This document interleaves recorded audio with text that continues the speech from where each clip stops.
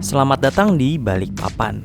Di video ini gue bakal nunjukin pengalaman gue naik pesawat kecil ATR-72 menuju sebuah kota terpencil di Kalimantan Utara, yaitu Malinau. Setelah flight dari Jakarta yang cukup melelahkan, waktunya makan dulu sebelum naik flight selanjutnya. Jadi flight kali ini adalah ke tempat namanya Malinau. Dan menarik ya, gue akan naik pesawat baling-baling sekitar 1,5 jam flightnya.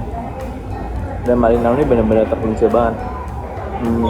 Dia cuma bisa antara naik pesawat ini atau lu terbang ke kota namanya Tarakan, habis itu naik kapal dari situ.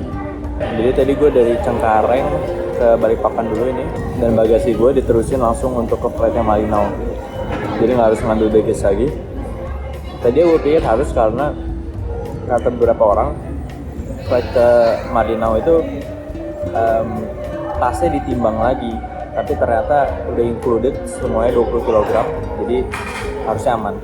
Jadi gue udah lewat security, sekarang gue mau ke gate 11. Naik ke pesawat terlebih dahulu. Ujung banget, 12.20 dan sekarang jam 11.06. Ada juga yang ke Tarakan. Ya, harusnya bener sih, gate 11. Sambil menunggu, gue kerja tipis-tipis. Lihat kalau bandara Balikpapan feel-nya baru banget.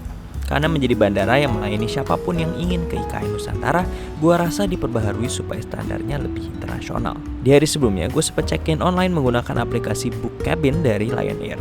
Lancar sih untuk pemilihan tempat duduk, tapi ternyata ada perbedaan di boarding pass asli gue. Satu hal yang baru gue sadari adalah gue dapet seatnya 15F, sementara kalau misalkan gue yang dari video cuplikan gue check-in online adalah gue milihnya sebenarnya 2A.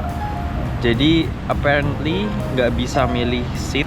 Jadi walaupun lu udah check-in sesuai dengan si yang lu pencet, yang Malinau-nya akan diubah menjadi sesuatu yang lain.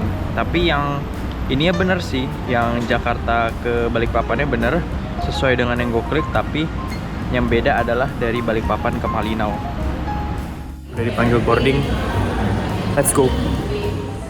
Proses boarding sama seperti pesawat pada umumnya, tapi berhubung ini pesawat kecil nggak pakai garba rata. Dan ini dia, pesawat gue untuk 1,5 jam ke depan. Kayaknya dulu gue pernah naik pesawat baling-baling, tapi pas masih kecil banget. Jadi ini pertama kalinya di umur gue yang dewasa, gue naik pesawat baling-baling. Layout seatnya dua-dua, dengan anehnya penamaan seatnya A, C, dan F, D. Mungkin teman-teman yang gemar pesawat dan segala macam bisa bantu jelasin kenapanya. Sayangnya karena seat yang gue dapatkan gak sesuai ketika gue check-in, gue jadi gak bisa deket dengan window. Padahal gue mau ngerekam view yang bisa dilihat selama di flight. Tapi gak apa-apa, gue duduk di aero kanan, persisnya di 15F. Mirip seperti pesawat-pesawat yang besar lainnya, sebelum take off AC-nya mati. Tapi mungkin karena ini kecil jadi agak sumpek jadinya, kerasa banget panas. Di kursi terdapat safety instructions dan kartu doa.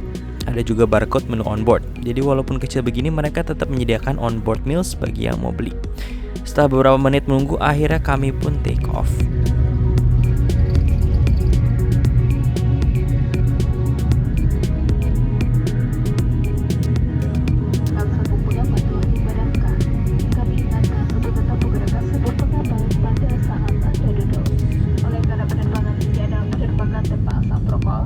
Ketika sudah di udara, gue menginspeksi meja dan legroom dari pesawatnya. Sejujurnya, gue rasa ini lebih luas dibandingkan pesawat besar pada umumnya.